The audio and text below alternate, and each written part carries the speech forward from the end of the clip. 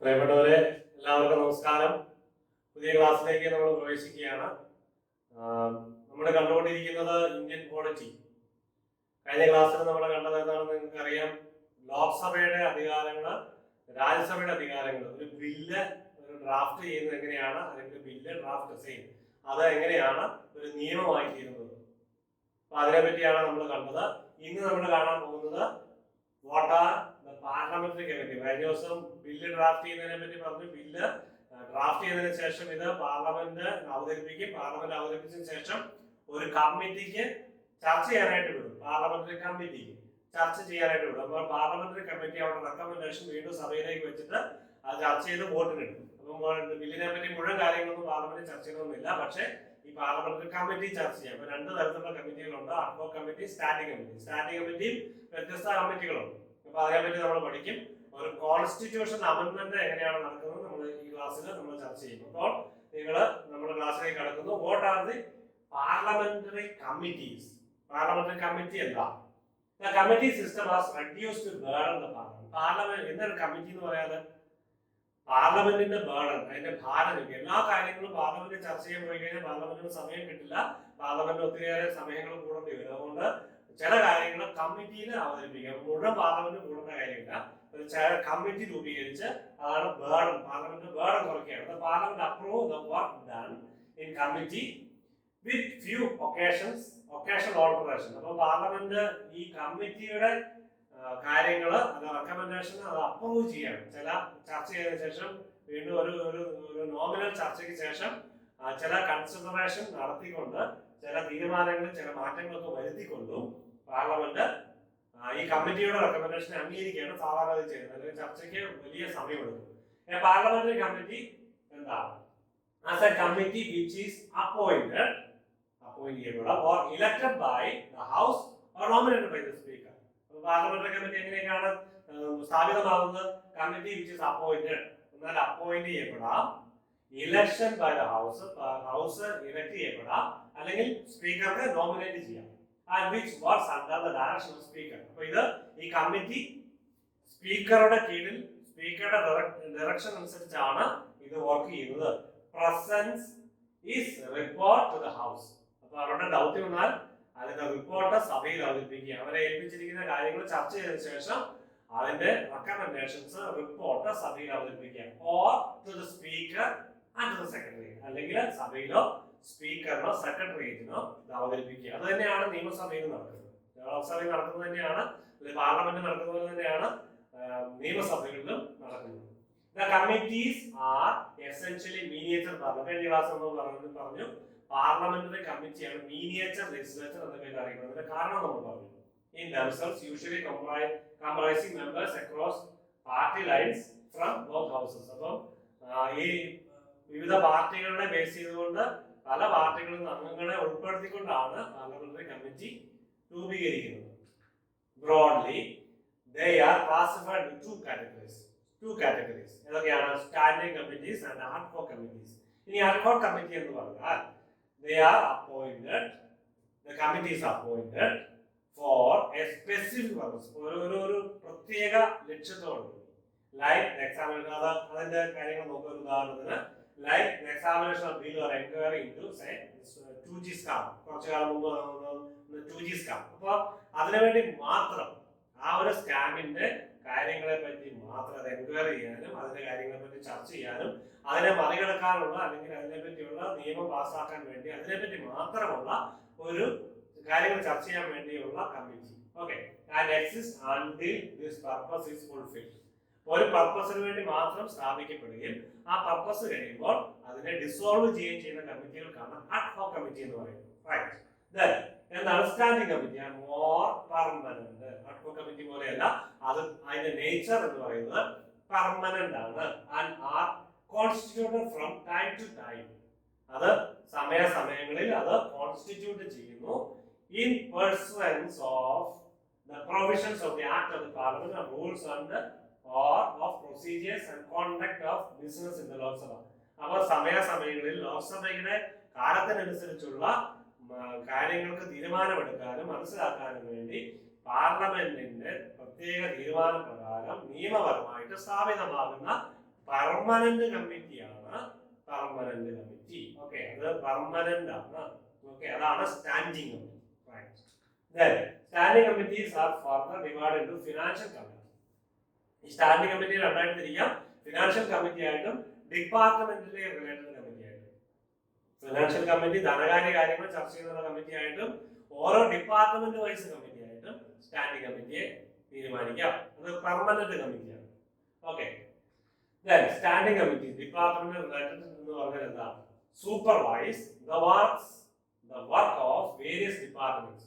ഈ department vice ഓരോ ഡിപ്പാർട്ട്മെന്റിന്റെയും വർക്കുകൾ അതിനെപ്പറ്റി സൂപ്പർവൈസ് ചെയ്യുക. Budget and expenditure and bills. ഇതാണ് ഡിപ്പാർട്ട്മെന്റലി റിലേറ്റഡ് കമ്മിറ്റിയുടെ പ്രവർത്തനങ്ങൾ. ഡിപ്പാർട്ട്മെന്റിന്റെ കാര്യങ്ങൾ ചർച്ച ചെയ്യുക, ബഡ്ജറ്റ് പ്രിപ്പയർ ചെയ്യുക, അതിനെപ്പറ്റിയൊക്കെ സൂപ്പർവൈസ് ചെയ്യുക, എക്സ്പെൻഡിച്ചർ ബിൽസ് ഒക്കെ സൂപ്പർവൈസ് ചെയ്യുക. That come up in house relating to the department. Okay, then joint parliamentary committee എന്ന് പറഞ്ഞാൽ എന്താണ്?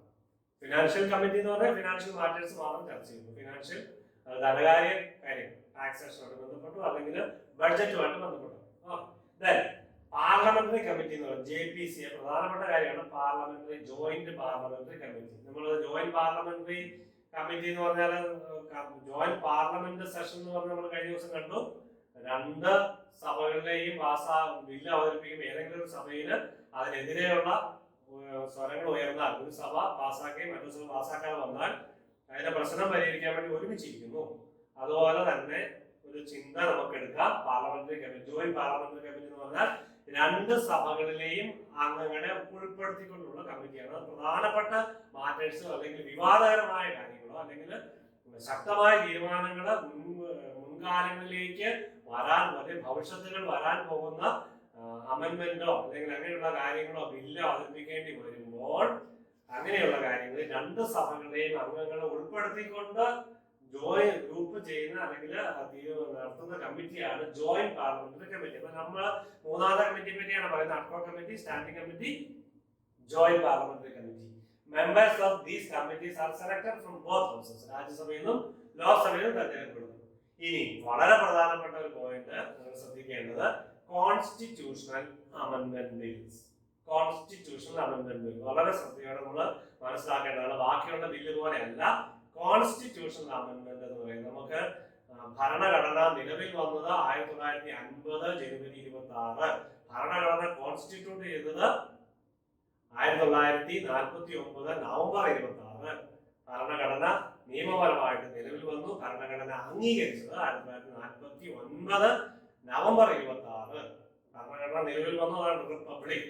ആ കോൺസ്റ്റിറ്റ്യൂഷന് 1951 തന്നെ ആദ്യത്തെ ഭരണഘടന അമെന്റ്മെന്റ് വന്നു. 1951 ആദ്യത്തെ ഭരണഘടന. ഇന്ന് അമെന്റ്മെന്റ് 100 അപ്പുറത്തേക്ക് എത്തിയിരിക്കുകയാണ്. ഇപ്പൊ പാർലമെന്റിന്റെ അമെന്റ്മെന്റ് ഓരോ നിയമങ്ങളും ഏറ്റവും കൂടുതൽ അമെന്റ്മെന്റ് വന്ന കാലഘട്ടം എന്ന് പറഞ്ഞാൽ 1970-കളാണെന്ന് പറയുന്നത്. എമർജൻസി പീരീഡിലൊക്കെ ഭരണഘടന അമെന്റ്മെന്റ് ഇങ്ങനെ തെരുതരെ വന്നു. അപ്പോൾ ഒത്തിരി ഫ്ലെക്സിബിൾ ആയിട്ട് വന്നു. അപ്പോൾ അതിനുശേഷമാണ് കൂടുതൽ റിജിഡ് മാറ്റർ കൺസേണിലേക്ക് വന്നത്.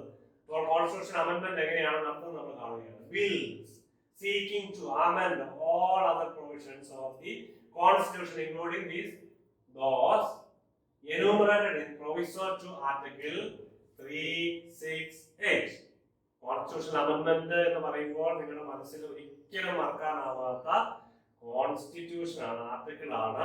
ഭരണഘടന ഈ ഭരണഘടനയാണ് 368 കോൺസ്റ്റിറ്റ്യൂഷൻ അമെന്റ്മെന്റ്. ഈ 368ാമത്തെ പാർട്ടികളിൽ പറഞ്ഞതനുസരിച്ചുള്ള കോൺസ്റ്റിറ്റ്യൂഷൻ അമെന്റ്മെന്റ് ആണ് നടക്കുന്നത്. അപ്പോൾ കോൺസ്റ്റിറ്റ്യൂഷൻ അമെന്റ്മെന്റ് എന്ന് പറയുമ്പോൾ മറക്കാൻ പാടില്ലാത്ത ആർട്ടിക്കിളാണ് 368. The Indian Constitution is partly rigid and partly flexible. Partly rigid and partly flexible. Rigid ആണ്, ഒപ്പം തന്നെ ഫ്ലെക്സിബിൾ ആണ്.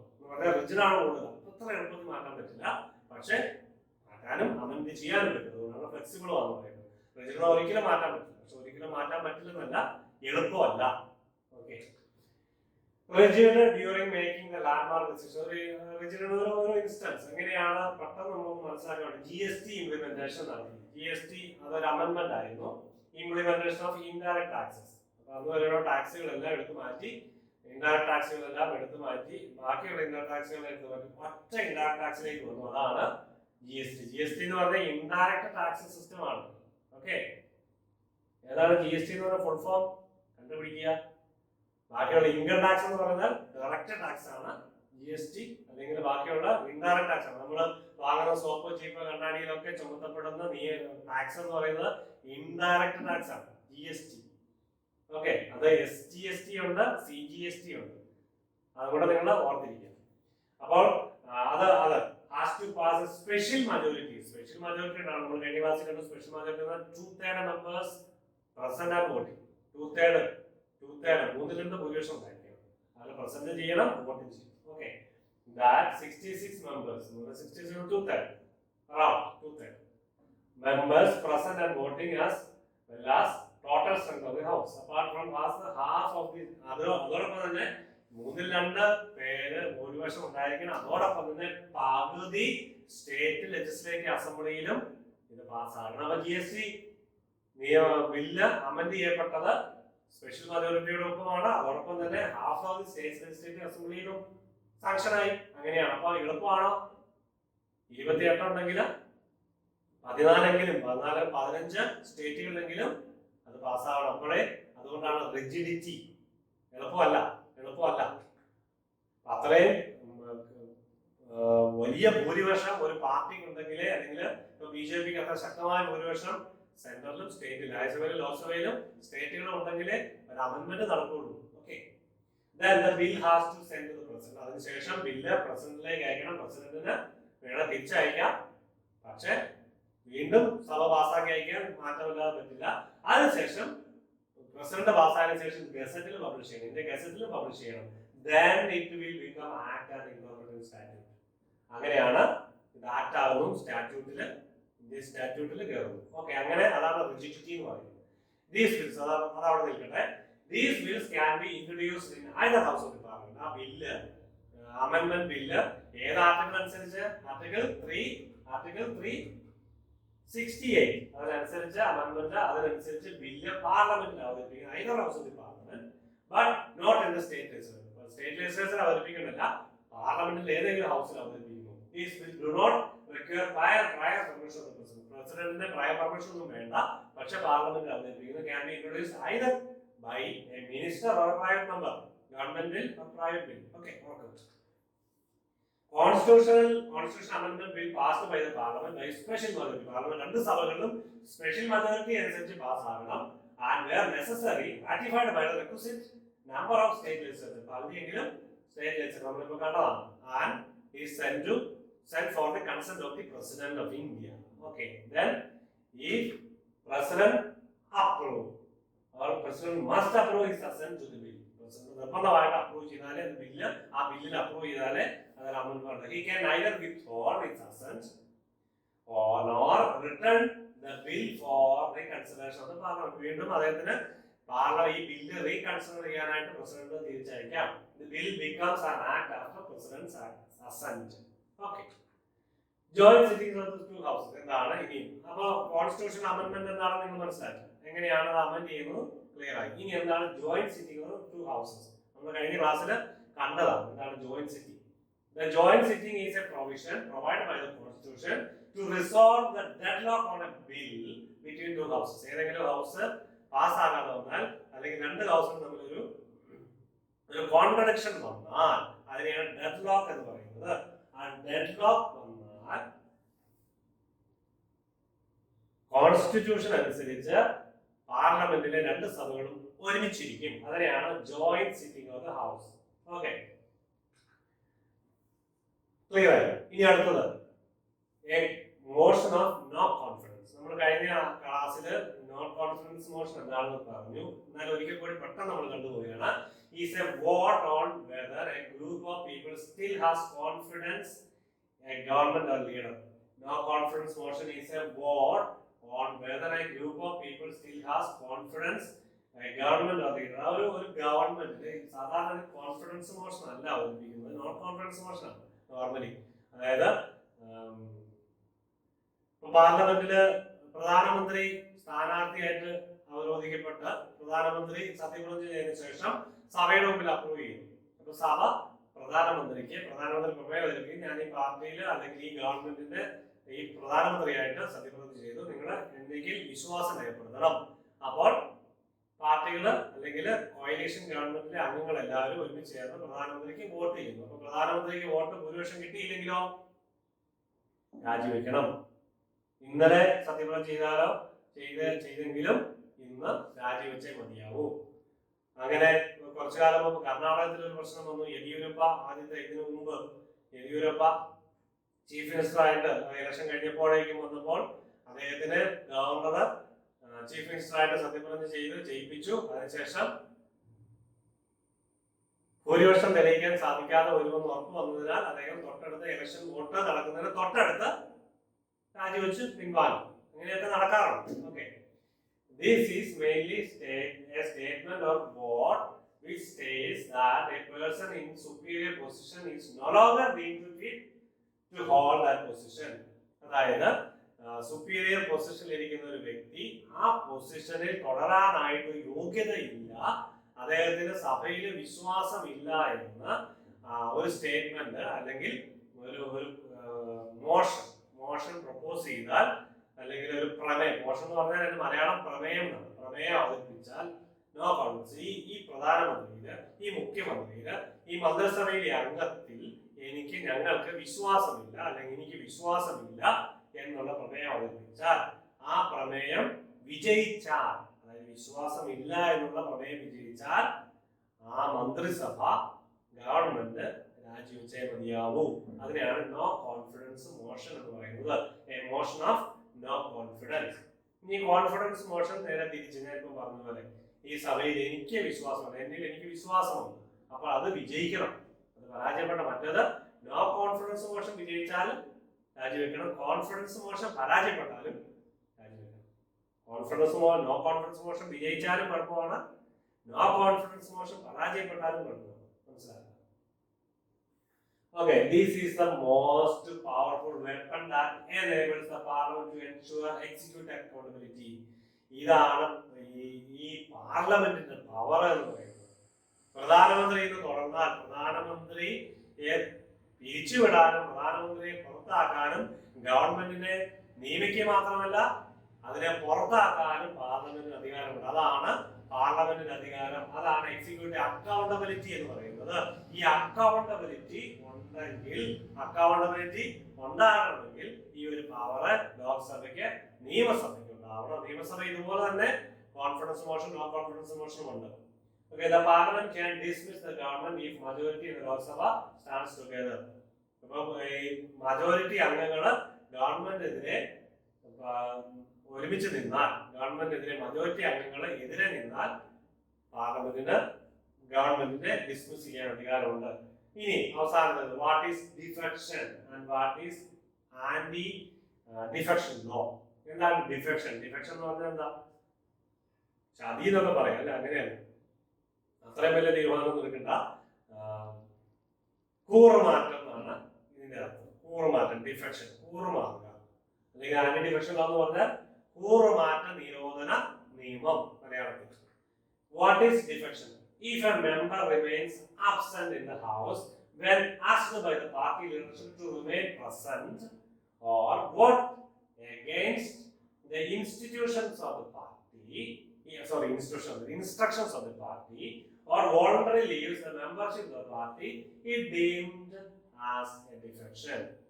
അതായത് ഞാനത് എക്സ്പ്ലെയിൻ ചെയ്യും. ഒരു പാർട്ടിയുടെ അംഗമായിട്ട് തെരഞ്ഞെടുക്കപ്പെട്ട വ്യക്തി, ഉദാഹരണത്തിന് നമ്മുടെ നാട്ടില് ഇന്ന് കേരളത്തില് ഭരണം നടന്നത് CPM ആണ് അല്ലെങ്കിൽ LDF ആണ്.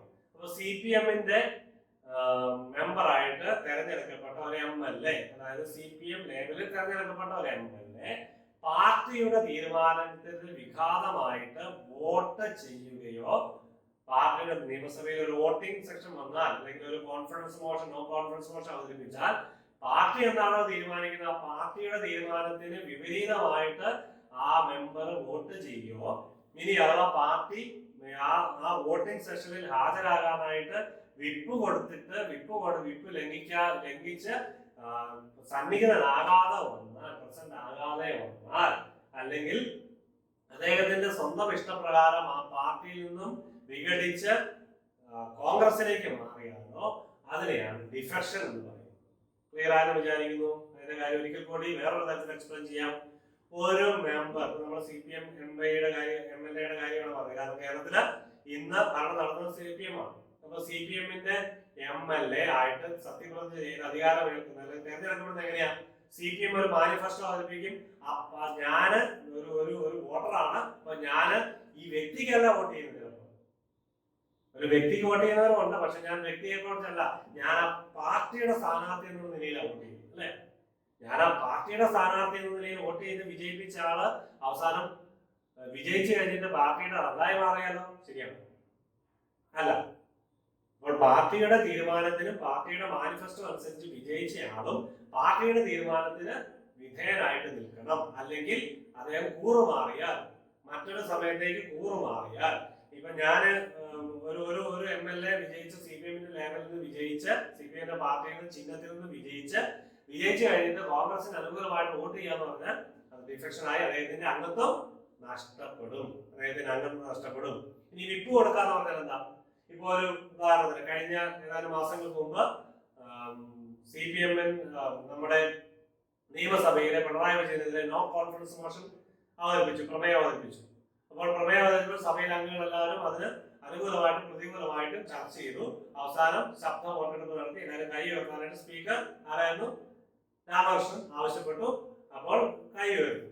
ആ സമയത്ത് എല്ലാ പാർട്ടികളുടെയും മെമ്പേഴ്സിന് പാർട്ടി വിപ്പ് കൊടുക്കും. വിപ്പ് കൊടുക്കുക എന്ന് പറഞ്ഞാൽ നിങ്ങൾ ഈ നോ കോൺഫിഡൻസ് മോഷൻ അവതരിപ്പിക്കുമ്പോൾ പാർട്ടിക്ക് അനുകൂലമായിട്ട് പ്രവർത്തിക്കുക. അതായത് പാർട്ടിക്ക് no confidence motion Congress UDF അവതരിപ്പിക്കുമ്പോൾ അതിനെതിരെ വോട്ട് ചെയ്യണം, അതിനെ പരാജയപ്പെടുത്തണം. അങ്ങനെയാണ് അത് നിർബന്ധമായിട്ടും ഇന്നയാള് പരാജയപ്പെടുത്തണം. അതാണ് വിപ്പ് എന്ന് പറയുന്നത്. ഈ രാജ്യസഭാ തെരഞ്ഞെടുപ്പിൽ ഇന്നയാൾക്ക് നിങ്ങൾ വോട്ട് ചെയ്യാവൂ എന്ന് പാർട്ടി വിപ്പ് കൊടുക്കും. ആ വിപ്പ് കൊടുത്ത് പാർട്ടിക്ക് അനുകൂലമായിട്ട് പാർട്ടി പറയുന്ന സ്ഥാനാർത്ഥിക്ക് വോട്ട് ചെയ്തിരിക്കണം. അതിനെയാണ് അതിന് അല്ലാതെ പാർട്ടിക്ക് അനുകൂലമായിട്ട് പാർട്ടിക്കെതിരെ വോട്ട് ചെയ്താൽ അത് വിപ്പ് ലംഘിച്ചു, അത് ഡിഫെക്ഷനായി. അപ്പോൾ അദ്ദേഹം ആ മെമ്പർഷിപ്പ് നഷ്ടപ്പെടാം. An amendment to the Constitution was made, 52nd Amendment Act of 1985. അതാണ് ഈ കോൺസ്റ്റിറ്റ്യൂഷൻ അമെന്റ്മെന്റ് ആണ് ഈ ഡിഫെക്ഷന് എതിരായിട്ട് വന്നത്. ഈ കൂറുമാറ്റ നിരോധന നിയമം വന്നത് 52ാമത്തെ ഭരണഘടനാ ഭേദഗതി 1985. This was known as anti-defection amendment. 1985-ലെ 52ാം ഭരണഘടനാ ഭേദഗതി എന്ന് പറയുന്ന ആന്റി ഡിഫെക്ഷൻ അമെന്റ്മെന്റ് എന്നാണ് അറിയപ്പെടുന്നത്. It has also been subsequently modified by 91st amendment. 91ാമത്തെ അമെന്റ്മെന്റും അതിനെ മോഡിഫൈ ചെയ്തു. Okay. If it is proved that a member has defected, then such member loses membership. നമ്മൾ കണ്ടു, ഡിഫെക്ട് ചെയ്ത മെമ്പർ കൂറുമാറിയാൽ, പാർട്ടിയോട് കൂറുമാറിയാൽ ആ മെമ്പറിന്റെ മെമ്പർഷിപ്പ് നഷ്ടപ്പെടും. അദ്ദേഹം വീണ്ടും രാജിവെച്ച് തെരഞ്ഞെടുപ്പിലേക്ക് പോകണം. The presiding officer takes the final decision on such matter. Presiding officer ആണ് ഇലക്ഷൻ കമ്മീഷന്റെ, അല്ലെങ്കിൽ presiding officer സ്പീക്കർ ആണ്. presiding officer നിയമസഭയിലെ സ്പീക്കർ ആണ്. അപ്പൊ സ്പീക്കർ ആണ് ഇക്കാര്യത്തിന് തീരുമാനമെടുക്കുന്നത്. ഇതിന്റെ ഒരു പ്രത്യേകത, ആ ഡിഫെക്ഷൻ, ആന്റി ഡിഫെക്ഷൻ ലോ വരാനുള്ള കാരണം ഈ ആയാറാം ഗയാറാം എന്നുള്ള ഒരു ഫ്രേസ് ആണ്. ഒരു ഹരിയാന MLA ഗയാലാൽ, ആയാറാം ഗയാറാം, ഗയാലാൽ എന്നുള്ള ആയാറാം, റാം വന്നു റാം പോയി, അതാണ് അതിന്റെ അർത്ഥം. ആയാറാം Gaya Ram was a phrase that became popular in Indian politics after a Haryana MLA പേര് ഗയാലാൽ changed his party thrice. ഒരു ദിവസം അദ്ദേഹം 3 പ്രാവശ്യം പാർട്ടി മാറി. 1967 ഈ ഗയാലാൽ എന്നുള്ള ഹരിയാന MLA ഒരു ദിവസം ഒരു രാത്രിയില് അങ്ങോട്ടും ഇങ്ങോട്ടും ചാഞ്ചാടി 3 പ്രാവശ്യം പാർട്ടി മാറി. അതെയാണ് ആയാറാം ഗയാറാം എന്നൊരു ഫ്രേസ് ഡിഫെക്ഷനുമായിട്ട് ബന്ധപ്പെട്ട് വരുന്നത്. Anti defection law sought to prevent the political defection. എന്തിനു വേണ്ടിയാണ് ഈ anti defection law? To prevent the political defection which may due to reward of office or other similar consideration. ഇങ്ങനെ കൂറുമാറ്റം നടക്കുന്നതിന്റെ പിന്നിലൊരു കാര്യമുണ്ട്. എന്താ? കോഴ. ഒരു MLA കാശ് കൊടുത്ത് വാങ്ങാൻ പറ്റും. അപ്പൊ MLA ആയി കഴിഞ്ഞാൽ മറ്റു പാർട്ടിക്ക് കാശ് കൊടുത്ത് വാങ്ങാം. മനസ്സിലായല്ലോ? അപ്പൊ MLA തോന്നിയ പോലെ ഇങ്ങനെ ഒരു നിയമമില്ലെങ്കിൽ പണം കിട്ടിയാലോ അല്ലെങ്കിൽ അധികാരം തരാമെന്ന് പറഞ്ഞാലോ പെട്ടെന്ന് എടുത്തു ചാടിയാൽ, ഉദാഹരണത്തിന് 140 നിയമസഭാ അംഗങ്ങളുള്ള മണ്ഡലത്തില് 70 വോട്ട് ഒരാൾക്ക് കിട്ടിയാൽ 70 വോട്ട് മറ്റൊരാൾക്ക് കിട്ടിയാൽ തുല്യമായി 70 സീറ്റ് കിട്ടിയാൽ, അപ്പോൾ ഏതെങ്കിലും ഒരു MLA മറ്റു പാർട്ടി സ്വാധീനിച്ച് നിനക്ക് ഞാൻ ഉപമുഖ്യമന്ത്രി സ്ഥാനം തരാമെന്ന് പറഞ്ഞാൽ പോകാൻ പറ്റുമോ? ഈ നിയമം അനുസരിച്ച് പോകാൻ പറ്റില്ല. പക്ഷേ ഇതിനകത്തൊരു എക്സെപ്ഷൻ ഉണ്ട്, സ്വതന്ത്രർക്ക് പറ്റും. സ്വതന്ത്രരായിട്ട് മത്സരിച്ച് വിജയിച്ചവർക്ക് എങ്ങോട്ട് വേണമെങ്കിലും പോകാം. അവർ സ്വതന്ത്രരാണ്, ഒരു പാർട്ടിയുടെ ലെവലിൽ നിന്നും മത്സരിച്ചവരല്ല, അവർക്ക് എങ്ങോട്ട് വേണമെങ്കിലും പോകാം. ഇനി BJPക്ക് 70 അംഗങ്ങളുടെ 70 അംഗങ്ങള് ഒരു പാർട്ടിയും മറ്റു അംഗങ്ങളുടെ 70 ഉണ്ട്. അപ്പൊ ഏതെങ്കിലും ഒരു പാർട്ടിക്ക് ഒരു ഉദാഹരണത്തിന് UDFല് കേരള കോൺഗ്രസ് എമ്മിന് ഒരങ്ങോട്ടെന്ന് വിചാരിക്കുക. UDFല് 70 ഉണ്ട്, CPM LDFല് 70 ഉണ്ട്, UDFൽ അംഗങ്ങളായിട്ടുള്ള കേരള കോൺഗ്രസിന് ഒരങ്ങോട്ടെന്ന് വിചാരിക്കുക. അപ്പൊ ഈ കേരള കോൺഗ്രസിന് മറ്റു പാർട്ടിയിലേക്ക് പോകാമോ? ഇപ്പൊ LDFലേക്ക് കേരള കോൺഗ്രസ് ഇവിടെ നിൽക്കണം നിർബന്ധമായിട്ട്. അപ്പൊ LDF കേരള കോൺഗ്രസിന് ചാക്കിട്ട് പിടിച്ച് നിങ്ങൾക്ക് ഉപമുഖ്യമന്ത്രി സ്ഥാനം നൽകാം, അല്ലെങ്കിൽ 10 കോടി രൂപ തരാം എന്ന് പറഞ്ഞാൽ അവർക്ക് പോകാമോ? പോകാൻ പറ്റും. അത് പോകാൻ പറ്റും, കാരണം അവരൊരു പ്രത്യേക പാർട്ടിയിലാണ്. ആ പാർട്ടിയുടെ തീരുമാനം അനുസരിച്ച് അവരുടെ പാർട്ടിയുടെ തീരുമാനം അനുസരിച്ച് അവർക്ക് പോകാം. പക്ഷേ കേരള കോൺഗ്രസിൽ അല്ല കോൺഗ്രസിൽ പെട്ട ഒരാൾക്ക് പോകാൻ പറ്റും. ഓക്കെ, കേരള കോൺഗ്രസിൽ വിട്ട് പോകാം, കാരണം അവര് പാർട്ടി തീരുമാനിക്കണം പോകാം, പാർട്ടി തീരുമാനിച്ചില്ലെങ്കിൽ പോകാൻ പറ്റില്ല. അങ്ങനെ ഈ ആന്റി ഡിഫെക്ഷൻ ലോ എന്തിനു വേണ്ടിയാണ്? ഈ കോഴ അല്ലെങ്കിൽ അധികാരത്തിന് വേണ്ടിയുള്ള ഈ വഞ്ചന അല്ലെങ്കിൽ കൂറുമാറ്റം തടയുന്നതിന് വേണ്ടി anti defection amendment has given additional powers to the party leadership. പാർട്ടികൾക്ക് ഇത് പവർ കൊടുക്കുകയാണ്. അംഗങ്ങളെല്ലാം ഒരുമിപ്പിച്ച് നിർത്താൻ, അംഗങ്ങളെല്ലാം പുറഞ്ഞാടി പോകാതിരിക്കാൻ, അംഗങ്ങളെ മറ്റ് പാർട്ടിയിലേക്ക് കൂറുമാറാതിരിക്കാൻ പാർട്ടിക്ക് അധികാരം കിട്ടുന്നതാണ് anti defection law. And presiding officers of the legislature over the members. അപ്പൊ പാർട്ടിക്കും കിട്ടും, അപ്പം പ്രിസൈഡിംഗ് ഓഫീസേഴ്സ് അല്ലെങ്കിൽ ലെജിസ്ലേച്ചറിന്റെ സ്പീക്കർക്കും പ്രസിഡന്റിനും പാർട്ടി നേതൃത്വത്തിനും അധികാരം കിട്ടുന്നതാണ്. ജനങ്ങളുടെ മേലെ അംഗങ്ങളുടെ മേലെ അധികാരം കിട്ടുന്നതാണ് ഈ ആന്റി ഡിഫെക്ഷൻ ലോ. ഓക്കെ, അപ്പൊ നമ്മുടെ ഈ ക്ലാസ്സിനോട് കൂടി അവസാനിക്കുകയാണ്. അപ്പോൾ 2 പ്രധാനപ്പെട്ട ഓർഗൻസ് ഓഫ് ദി ഗവൺമെന്റ് നമ്മൾ കണ്ടു. ഏതൊക്കെയാണ്? Executive and legislature. പിന്നെ അടുത്ത ക്ലാസ്സില് നമ്മൾ ഏതാണ് കാണുന്നത്? ജുഡീഷ്യറി ആയിട്ട് ബന്ധപ്പെട്ട കാര്യങ്ങളുമായിട്ട് നമ്മൾ കാണുന്നതാണ്. അപ്പോൾ നിങ്ങൾക്ക് എല്ലാവർക്കും പ്രത്യേക